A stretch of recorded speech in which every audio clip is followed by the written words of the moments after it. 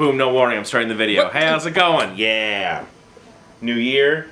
No, it's been New Year for a while. We're glad to have you back. Thanks. Last week, Raph was on, and he cursed on camera and had to start the thing over. I don't know who that is. Oh, he's the other guy. I barely watch videos. But I'm Matt. I'm Danny. This is Southern California Comics Weekly Comic Book Video Update Review. Comic books. On the YouTube, on the Facebook, on the Twitter. We're on also the emails. on MySpace. I put this on Friendster, Good. Zoosk, Zanga. Twoo, LiveJournal. And just a bus ad. Alright, so, you know, comics, we talk about them. You can buy them. You can not. You can check them out. You can talk to me about them. You can do whatever you want. But you should listen. You have to listen. That's the first rule. Gotta listen. Gotta listen. I'm sorry you have to. I have 4. You have 3. Yeah, let's do it. That's math. You should go first, so I'll Yes. sandwich in between you. So this is something we just discovered. I just discovered today. I know about for years. We were wandering around the shop looking for stuff to tell you about, and I noticed that Dynamite has a cute little kids comics out. Lil Ernie, as in Lil Evil Ernie. What? Lil Battlestar Galactica. Cute. Lil Vampy. Cute. Now, these are kind of awesome. Like, I've been flipping through these since I grabbed them, and for one thing, Lil Evil Ernie exists. That's a thing. That's interesting. And Lil Evil Ernie is drawn and written by Roger Langridge, who did the Muppet Show comic, which was super good. Mm-hmm. Yeah, so they're getting awesome people to work on these too. And the little Battlestar Galactica, which is the classic lineup of BSG, not the new one, which would be insane if they used the new one. That'd be hard to do as kids. Kind of depressing. This is by Art Balthazar and Franco. Yeah, that's of good. Tiny Titans fame. And Lil Hellboy. They've got a few more lined up. I'm trying to think of what else. I think a Little Bionic Man is one of them. Nice. Like the 70s one. Little Green Hornet, maybe. Probably. Well, Little Red Sonja. Little Sonya. Little Bionic Kids. Wow. Yeah. I'd actually watch that if that were a TV show. So. Yeah, so these are cool. And if you have children or are a fan of children's comics, you should check them out because they're pretty awesome. If you are a children at heart. Children at heart. You are more than one children at heart. I mean, you should see a doctor about that. We're getting into very weird territory. I know. I'm going to say goodbye to the Fantastic Four. That's It's right, ending. guys. Can you believe this series started After all these years, over a year ago? 16 issues, and it's over. It's over. Can you believe that? It's over until 2 months from now when #1 comes out. Yeah. They're rebooting it with, what's his name? James Robinson writing it. Yeah. And someone else drawing it. James Franco. But yeah, so this ties up a lot of story ends-ish, kind of. From Fractions Run. Yeah, and they also even have some FF stuff in here, which is cool too. Yeah. The Alred art, which I like. So that book's going away. I don't think it's being rebooted, right? FF. I don't believe it is. Give it a few months, it'll be. But Alred is coming back with a Silver Surfer. Yeah. Him and Dan Slott. Cool. It looks weird. It looks super weird. Yeah, it looks super freaky weird. It's going to reboot into this. They're going to have red costumes instead of white. That's different. So say goodbye to the series forever, and then next month say hello to it forever. All right, new image #1. Egos. Egos. It's not about waffles. It's I about can't read. Earth Galactic Operatives. Oh. All right, it's a hardcore sci-fi comic. Cool. By Stuart Moore and Gus Storms. I'm not familiar with Gus Storms, but he's the artist, and he's got a cool sort of animation-y style. Oh, that is cool. And I really like the colors. They're kind of pastel-like. They're very light. Yeah. Yeah, it's one of those Looks pretty neat. sci-fi comics where a bunch of weird stuff happens. It's not just like a glorified movie pitch or anything. Mm-hmm. It looks cool. That's cool. Yeah. And that's an image #1, so get it before it turns into a TV show or movie. Yes, new image #1. TV show or movie. They come out all the time, and they're usually worth looking at. Well, I gotta check my phone. Oh, it just got turned to a TV and a movie. You better get it. That was my wallet. Speaking of media, video games. This is DC's Injustice. Gods Among Us. Gods Among Us Year Dose. Yes. It just got canceled, and then it got rebooted. Yeah. So it's, I guess, like seasons of a TV show, I suppose. But this is based on the video game. I would say loosely, but it's actually has more content than the video game itself.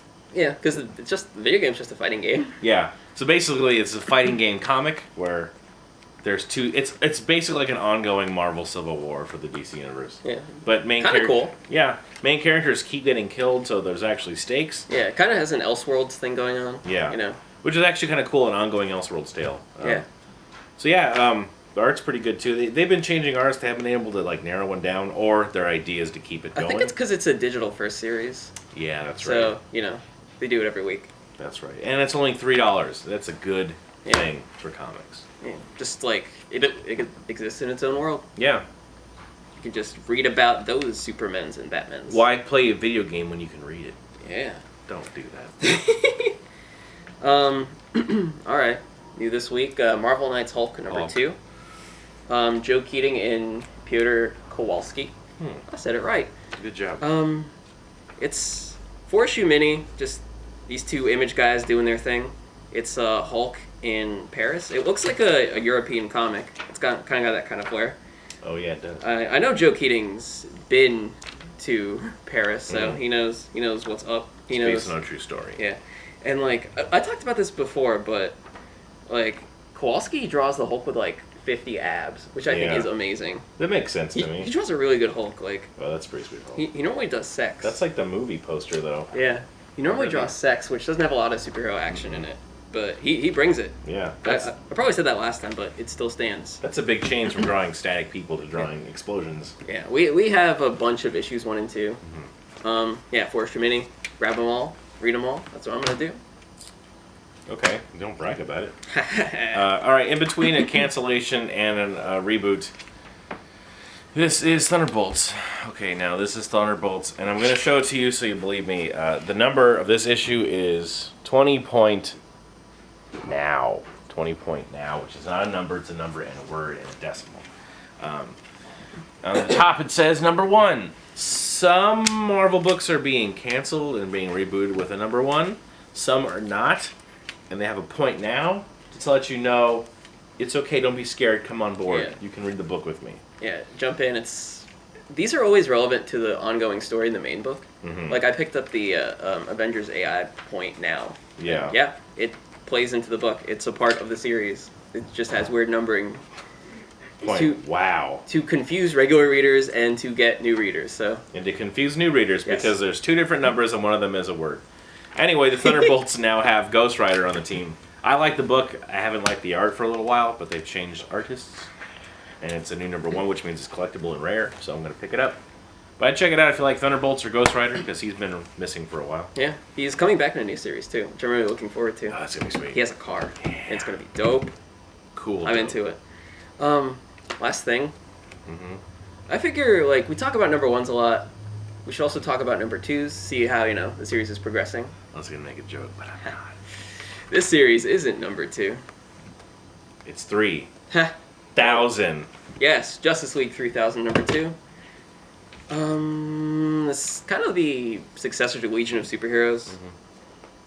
The Justice League have been cloned. The main 5 Justice Leaguers have been cloned.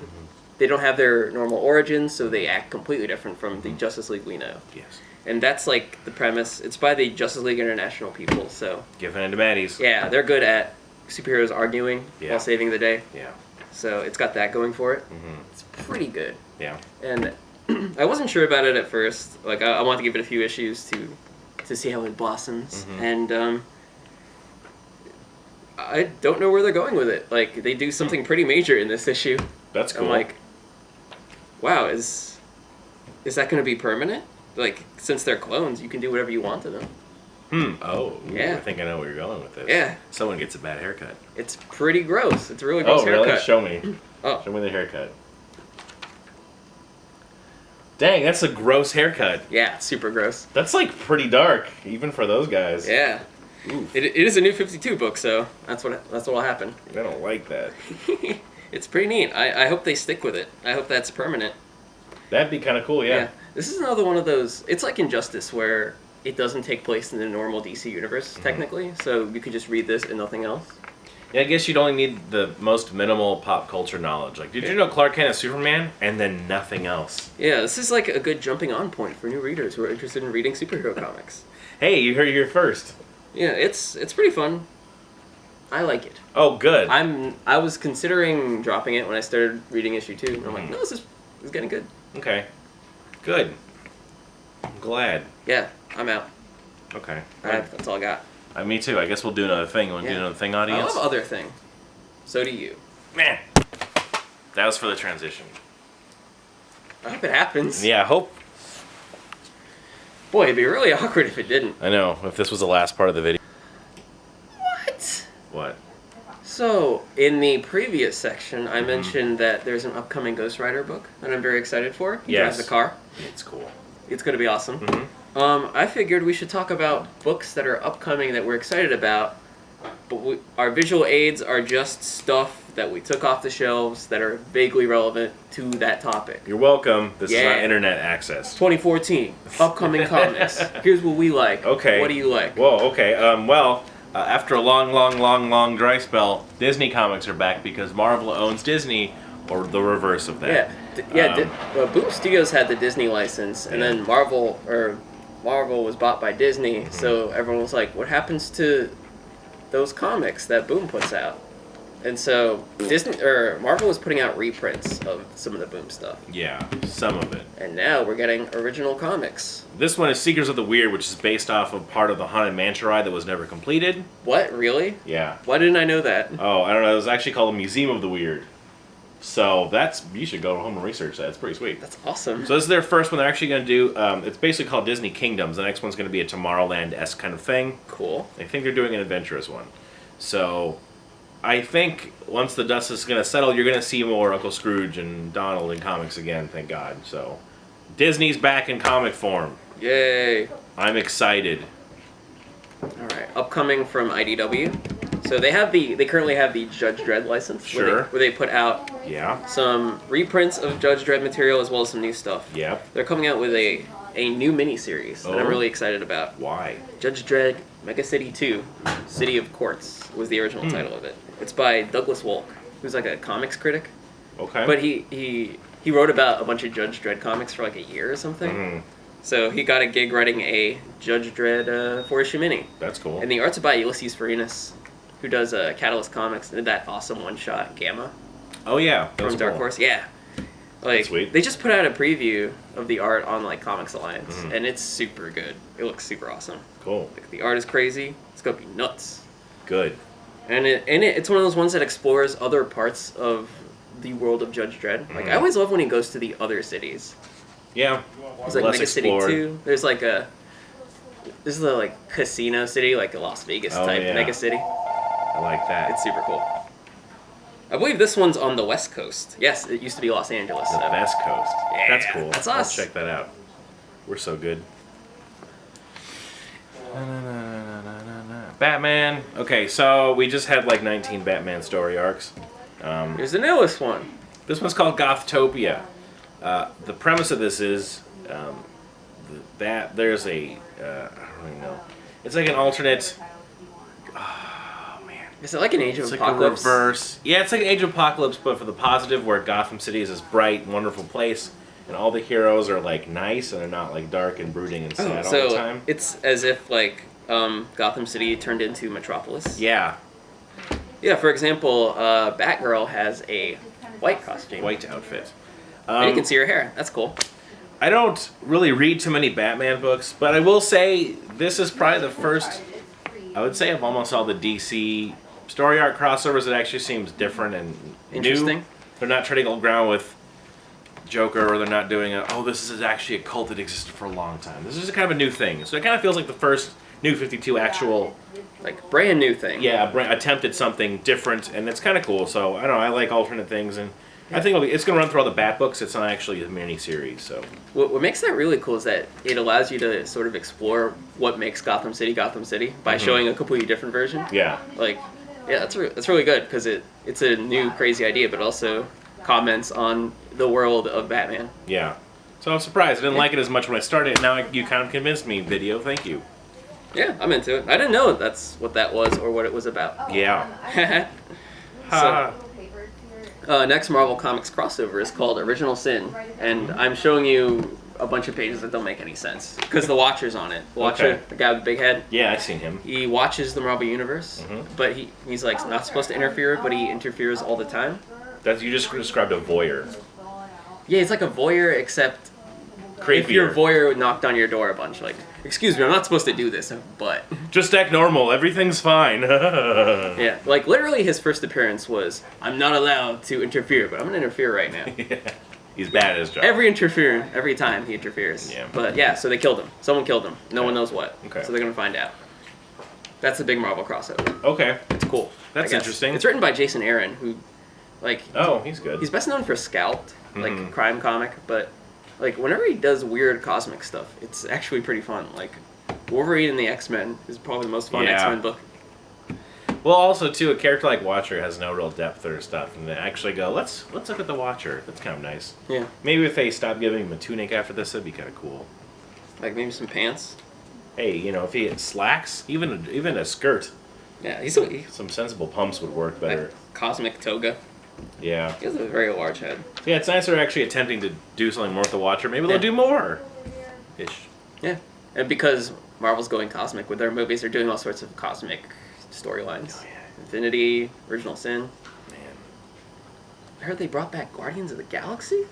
I don't know what you're talking Were they about. even making a movie of that? I don't know what you're talking about. I don't either. Just kidding, I do. Okay. Maybe we'll get like a sexy Watcher in a movie played by Keira Knightley. Keira Knightley. Big head Keira Knightley. It's like when you get big head mode in GoldenEye.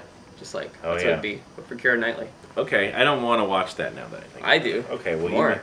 you make that movie and I'll review it. Okay. Okay. After this one, I'll hit stop then. Is this a movie?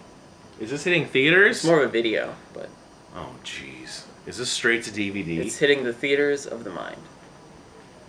See you next week. Okay, bye. See you later. This is our worst one yet.